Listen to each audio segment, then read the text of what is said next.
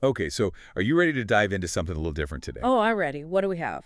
Well, we're going to be exploring personal growth and emotional intelligence, but, and here's the twist, through the eyes of a toad. A toad. Okay, you've got my attention. Right. So we're using this book, Counselling for Toads, by Robert DeBoard. And trust me, it's not as whimsical as it sounds. Yeah, I was just thinking that. Counseling for toads. What's it all about? Well, it uses this toad's journey to unpack, those relatable struggles we all have with depression, self-awareness, even those pesky patterns we pick up in childhood. Oh, I see where you're going with this. I mean, who hasn't felt a little toad-like at some point? Exactly. Yeah. And that's what makes this book so brilliant. So picture this, okay? Toad, and he's usually the life of the party, right? Oh, yeah, with that grand toad hall of his. Exactly. But now he's a mess. Like his clothes are a mess, his usually immaculate estate's overgrown, and his flamboyance, well, it's vanished. Like he's lost his sparkle. Totally. And his friends, they're starting to get really worried. Mole, rat, even the ever-so-practical badger, they just don't know what to do. Yeah, it's like they can sense it's not just a temporary slump, right? Something's just off. And that's often how we realize something needs to change in our own lives, isn't it? It's those closest to us who notice first. Those subtle shifts in our behavior. Totally. So Badger, being the take-charge friend that he is, decides to intervene Oh, I can just imagine this. Badger's probably marching Toad right over. to see Heron, Yeah. a counselor. And this is a turning point, really, both for Toad and I think for all of us when you think about Oh, it. absolutely. Because Heron, he lays down the law right from the start. Counseling, it's voluntary. It's not about judgment. It's not about magic fixes, just a space to do the work if you choose to. Which is a big if, right? Yeah. Especially for someone like Toad. He's used to calling the shots, expecting things to just go his way. Yeah, he probably thinks this is going to be a quick fix, like a trip to the mechanic. Right. But Heron, he's not playing that game. He sees right through those defenses and recognizes that real change. Well, it has to come from within. And isn't that the truth? But it's so hard to remember sometimes, isn't it? We're always looking for that easy solution. Ooh, tell me about it. When was the last time you caught yourself wishing for that magic wand instead of just, facing a problem head on? Oh, all the time. It's so tempting to look for that external validation or that quick fix. But as we'll see with Toad, the most profound changes, they happen when we're willing to look inward, when we're ready to understand the root of our struggles. And that's where Toad's journey really starts, with that willingness to look inward. Okay, so what happens? Does Toad have some kind of breakthrough?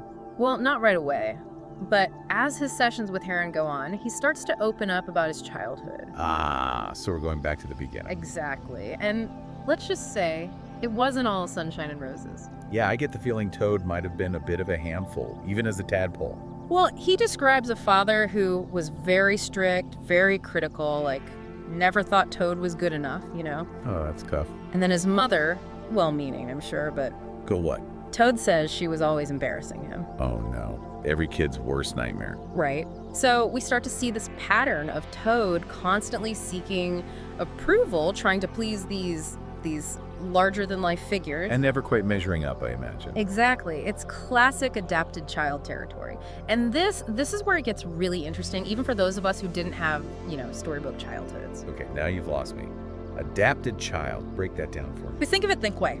As kids, we develop all these coping mechanisms, right? To navigate our environment, to earn our parents' love and approval.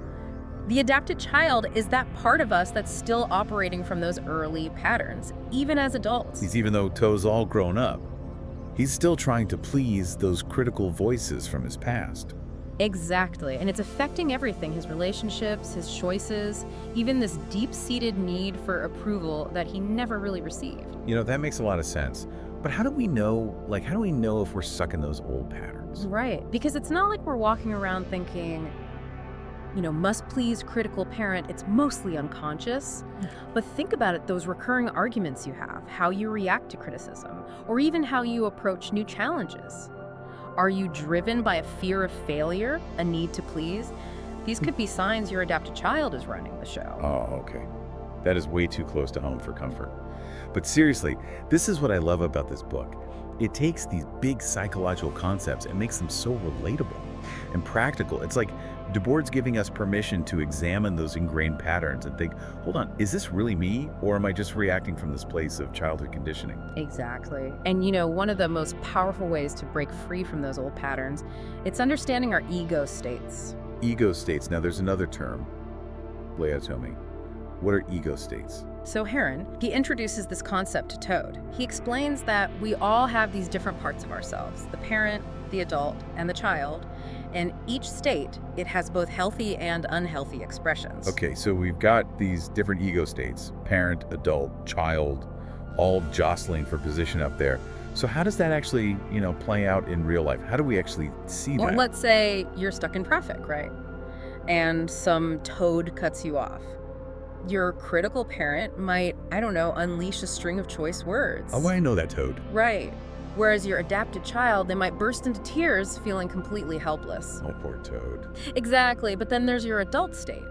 That calm and collected driver, they would just assess the situation and, make a rational decision, let it go, change lanes, whatever's safest. So it's about recognizing which part of you is in the driver's seat at that moment, Yeah. and then consciously choosing how you want to respond. Exactly, and this is huge for Toad because he has this aha moment where he realizes he's been blaming everyone else for his unhappiness, especially Badger. Oof. Poor Badger. Always getting blamed. I know, right? But Heron, being the wise old bird that he is, asks this really pointed question. He says to Toad, "But who are you blaming now?" Ooh, that's gotta sting a little. It's like he's holding up a mirror to Toad's patterns, isn't he? Exactly. That question, it forces Toad to confront something really uncomfortable, that even in therapy, he's stuck in this cycle of blame. And that's such a powerful message for all of us, don't you think? Because taking responsibility for our feelings, it doesn't mean blaming ourselves, but it does mean recognizing our role in our own experience. It's about moving from that child state where you feel powerless to that adult state where you can actually make a different choice. Exactly. And it's a process, right? Not like a light switch we can just flip on and off. But as Toad starts to take ownership of his feelings, his choices, we see him making some pretty impressive strides. Like when Badger suggests he step down from, his school governorship? The school governorship. Yeah. And talk about a test. Because for Toad, that brings up all those old insecurities, like, will he crumble under the pressure? Will he revert back to his old people-pleasing ways? So what happens? Does he cave? He doesn't. He stands his ground, refuses to make a rash decision. He even sits down and writes Badger this, heartfelt letter explaining his position. Wow. Okay, that takes guts. Right, it's huge. Remember all those childhood patterns we talked about? Well, he's challenging them head on. And the best part, this isn't just a temporary fix, because later at Ratty's celebratory lunch, we see everyone embracing growth. Ratty announces he's moving to the seaside to finally write that book. Oh, how lovely. Right.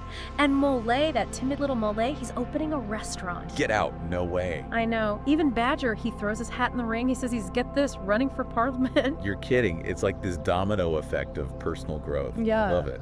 But what about Toad? What's his big move? Well, he announces his new plan, and it's not some get-rich-quick scheme or another impulsive purchase. He's actually starting this, grounded, practical business venture that uses his skills. So he's finally playing to his strengths. No more quick fixes. Exactly. He's integrating all the parts of himself, finding these healthy outlets for his, his energy, his ambition. It's not about becoming someone totally different. It's about self-acceptance and growth. And that is, I think, the most powerful message of this whole book. That even Toad, flaws and all, can find a path to personal fulfillment. It's a good reminder for all of us, right? That we all have that capacity for change, no matter how stuck we might feel. And just like Toad's journey taught us about the adapted child and the power of understanding our ego states, there are so many more insights out there just waiting to be discovered. So as we wrap up this deep dive into counseling for toads, the question for you is, what resonated most with you today? What can you take away from Toad's journey and apply to your own life? And what other books, stories, or even maybe real-life toads have inspired you on your journey of personal growth? Think about it.